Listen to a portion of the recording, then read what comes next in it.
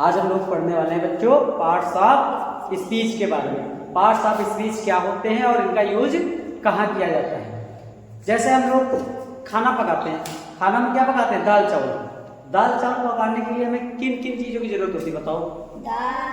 दाल चावल, पानी, नमक, मसाले, मिर्च, इन चीज़ों की जरूरत होती है, तब दाल चावल बनके तैयार होता है। वैसे अगर हमें इंग्लिश सीखनी है, इंग्लिश अच्छे से सीखनी है, तो हमें क्या आना चाहिए?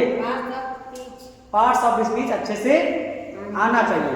अगर पार्ट्स ऑफ स्पीच नहीं आएंगे तो आप इंग्लिश अच्छे से सीख नहीं सकते।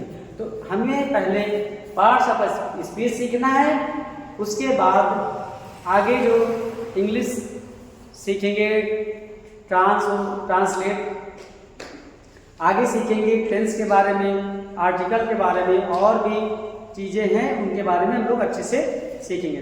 मगर ये बहुत ज़रूरी है, इंग्लिश की शुरुआत यही से हमें करनी है।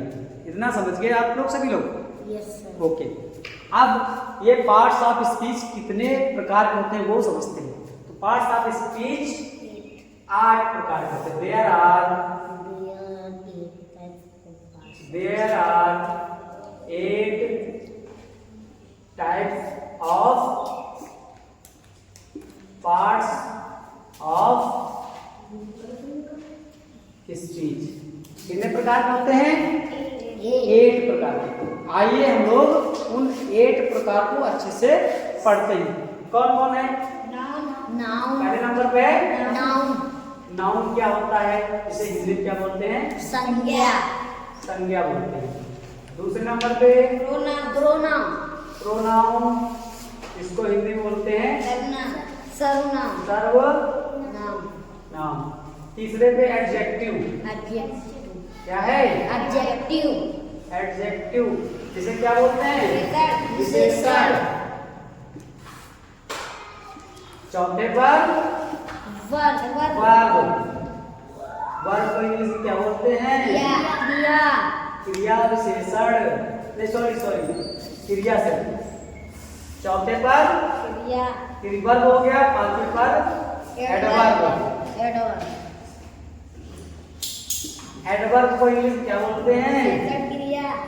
क्रिया विशेषण। और आगे क्या है?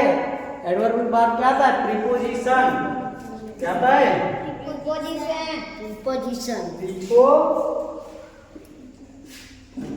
प्रीपोजिशन को क्या बोलते हैं इंग्लिश में? हिंदी में? हाँ भाई, हिंदी में संबंधवाचक।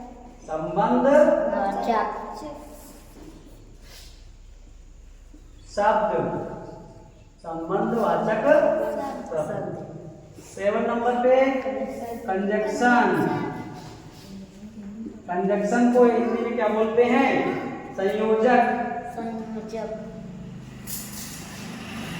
और 1 नंबर पे क्या आता है? इंटरजेक्शन।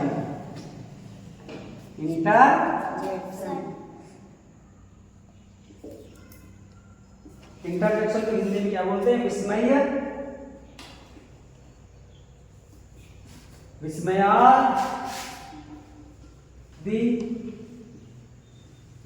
बोधक शब्द। तो ये 8 टाइप के जो पार्ट्स ऑफ स्पीच थे हम लोगों ने लिख लिया। अब हम लोग इन्हीं को अच्छे से पढ़ेंगे। तो पार्ट्स ऑफ स्पीच क्या है हमने आपको बता दिया, कैसे इनका यूज किया जाएगा और कहाँ इनका यूज किया जाएगा अभी हम लोग आगे पढ़ेंगे। इतना याद रखना, पार्ट्स ऑफ स्पीच जैसे खाना बनाने के लिए जरूरी सामान होता है दाल चावल, वैसे इंग्लिश सीखने के लिए पार्ट्स ऑफ स्पीच बहुत जरूरी है। पहला पार्ट है नाउन, जिसे हिंदी में संज्ञा बोलते हैं। फिर प्रोनाउन, जिसे सर्वनाम बोलते हैं।